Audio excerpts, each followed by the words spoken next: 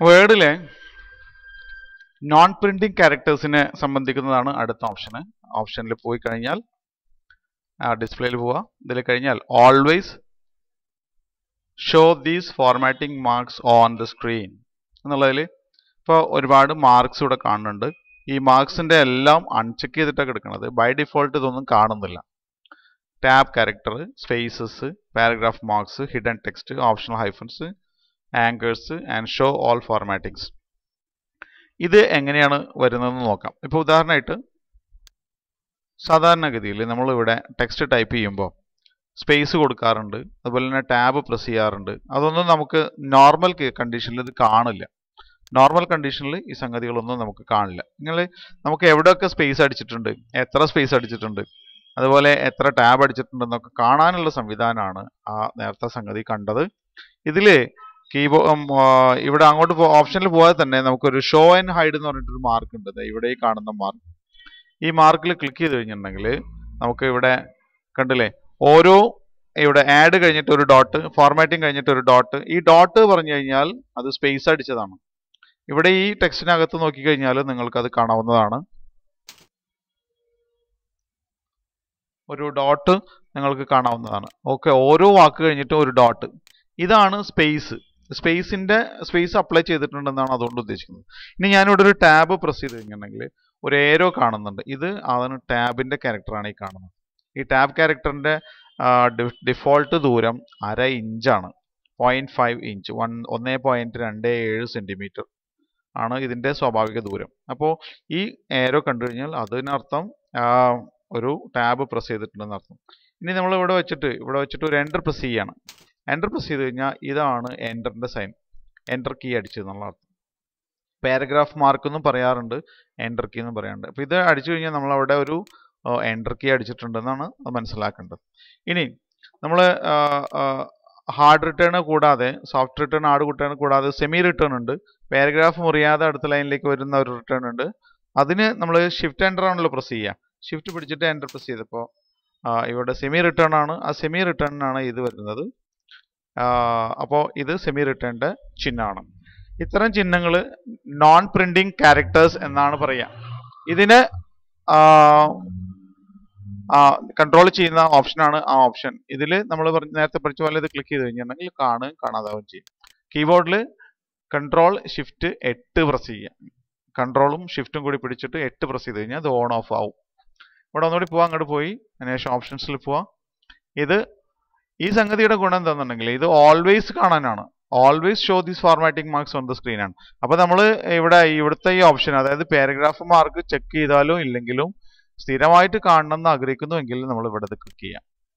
അപ്പോൾ ഇത് ഓൺ അല്ലാത്ത അവസ്ഥയിലും നമുക്ക് ടാബിൻ്റെ ബട്ടൺ കാണാനായിട്ട് സാധിക്കും. ടാബ് ഉദാഹരണമായിട്ട് അല്ലെങ്കിൽ പാരഗ്രാഫ് മാർക്കും കൊടുക്കുക, അതിനുശേഷം ക്ലിക്ക് ചെയ്യാം. അപ്പോൾ ഇവിടെ ഈ ബട്ടൺ ഓൺ ആക്കാതെ തന്നെ നമുക്കിത് കണ്ടു തുടങ്ങിയിരിക്കണം. ഇത് ഓൺ ചെയ്ത് കഴിഞ്ഞാൽ വീണ്ടും എല്ലാം കാണാൻ പറ്റും.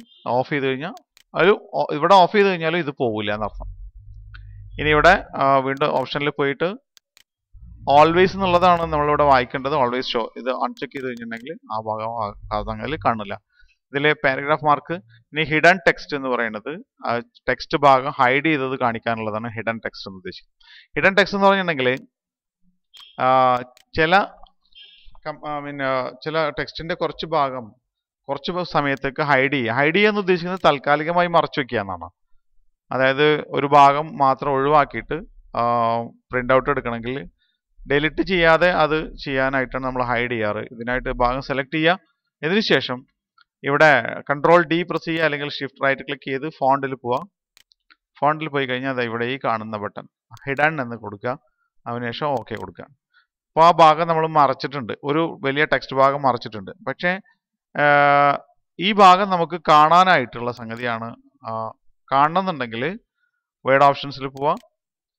ഇതിൽ ഡിസ്പ്ലേയിൽ പോയിട്ട് ഹിഡൻ ടെക്സ്റ്റ് എന്നുള്ളത് എപ്പോഴും കാണണമെന്നുണ്ടെങ്കിൽ ഇങ്ങനെ കൊടുക്കുക. ഇത് സെലക്ട് ചെയ്ത് കൊടുത്തു കഴിഞ്ഞാൽ ഹിഡൻ ടെക്സ്റ്റ് കാണാം.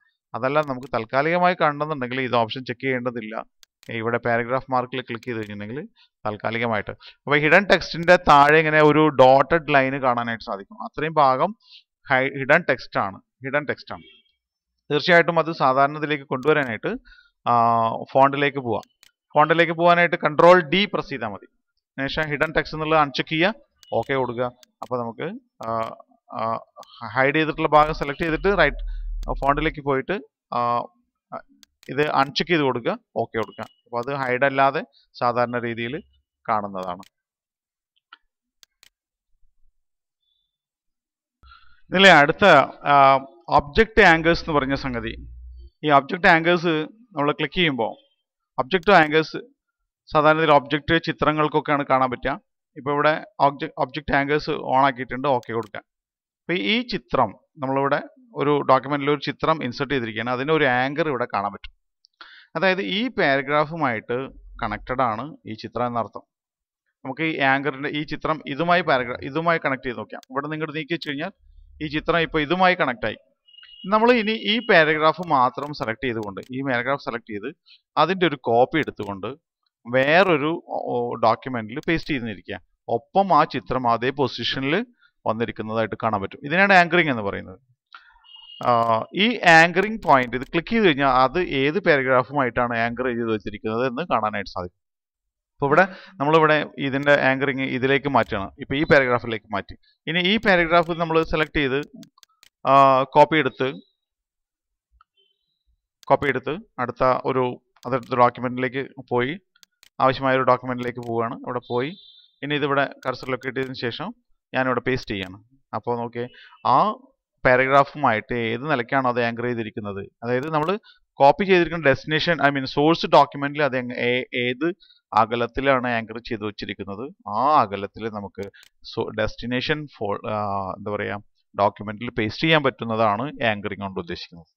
ക്ലിക്ക് ചെയ്ത് കഴിഞ്ഞാൽ എവിടെയാണ് ആങ്കറിങ്, ഇത് ക്ലിക്ക് ചെയ്ത് കഴിഞ്ഞാൽ നമുക്ക് ആങ്കേഴ്സ് കാണാനായിട്ട് സാധിക്കും. ഈ ആങ്കർ പിടിച്ചുകൊണ്ട് നമുക്ക് എവിടെ വേണമെങ്കിലും മൂവ് ചെയ്ത് വെക്കാനായിട്ട് സാധിക്കും.